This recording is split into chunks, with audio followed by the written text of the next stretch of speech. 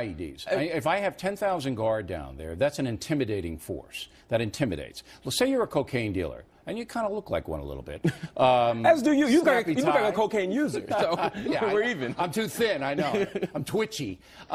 These people who claim some grievance, this is an excuse just to steal stuff like cell phones and liquor from people who had nothing to do with the shooting. But a lot of journalists, and this is something else that makes me really annoyed, more than a few journalists, especially on television, are trying to turn this into a civil rights story. But you know what? Ferguson, Missouri is not Selma, Alabama. 2014 is not 1965.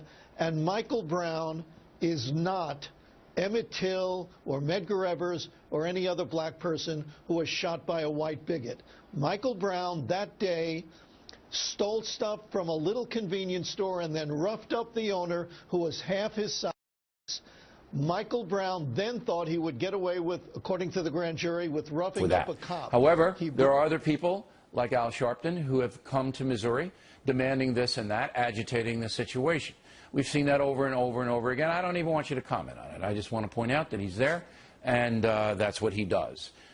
People can make up their own minds. Now, but the reason I bring you this is because later on, Peter Johnson has an awesome projection about so-called mainstream media and Politico, and he's talking about all the media here. But listen to what he says and see if it doesn't apply to a network he might be on. If you're a commentator and an analyst, and I'm a commentator and analyst, say you're a commentator and an analyst. If you're an activist, say you're an activist. But to pretend that you're a news person, to pretend that you're giving a fair and balanced view of things when in fact you have no credentials to do that, and your only history is to engage in activism, is to engage in politics, is to engage in propaganda, then that's an unfair portrayal of the news to the American people. Oh, you just described Fox News in a nutshell. He even used fair and balanced in the description. If you're pretending to be fair and balanced when you're in fact an activist group that does nothing but propaganda and trying to trick the American people, well, you would be Fox News. Did I say that out loud? What network am I on? Come on, man, that's Fox News 101. But classic Republican conservative projection. The St. Louis Post-Dispatch obtained the police audio and video through the state's so-called Sunshine Law. According to the paper's timeline of the August 9th encounter between Darren Wilson and Michael Brown. At 11:53 a.m., a dispatcher reports a stealing in progress at the Ferguson Market. Okay, we're taking a stealing in progress from 9101 West Florissant, 9101 West Florissant. Subject may be leaving the business at this time. Stand by for further. The Post-Dispatch says about 19 seconds later, dispatch issues a description of a suspect. 25, it's going to be a black male in a white T-shirt. He's running toward Quick Trip. He took a whole box of Swisher cigars. Black male, white T-shirt. That's affirmative. She said he just walked out of the store. And there's more detail in the police crosstalk. He's with another male. He's got a red Cardinals hat, white T-shirt, yellow socks, and khaki shorts. He's walking up back there.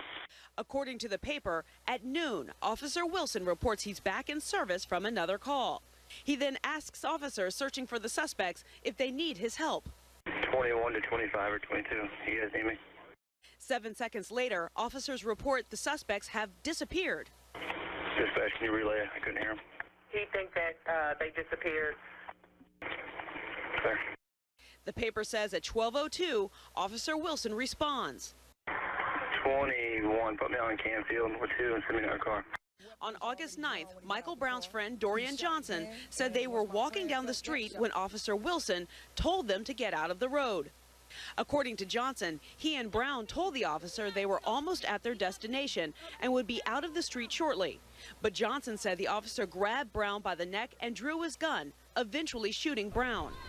By contrast, a Wilson family friend identified as Josie told local radio station KTFK that according to Wilson, Brown started a physical altercation with him and grabbed the gun, which went off. Both sides agree that Brown ran and then turned back. The Post-Dispatch says 41 seconds after Wilson's call, another officer was about to arrive at the location. 25, I'm going out on The radio calls also show other officers arriving at the scene and a call for a supervisor. And then, according to the newspaper, this call at 12:07 p.m. with the apparent sound of a woman wailing in the background. 25. Get us several more units over here. There's going to be a problem. Are any available Ferguson units who can respond to Canfield and Copper Creek advise? The Post-Dispatch also obtained surveillance video of Officer Darren Wilson hours after the shooting. The paper says the video shows Wilson in the white T-shirt leaving the police station for the hospital 2 hours after the shooting, accompanied by other officers and his union lawyer. The video then shows him returning to the police station.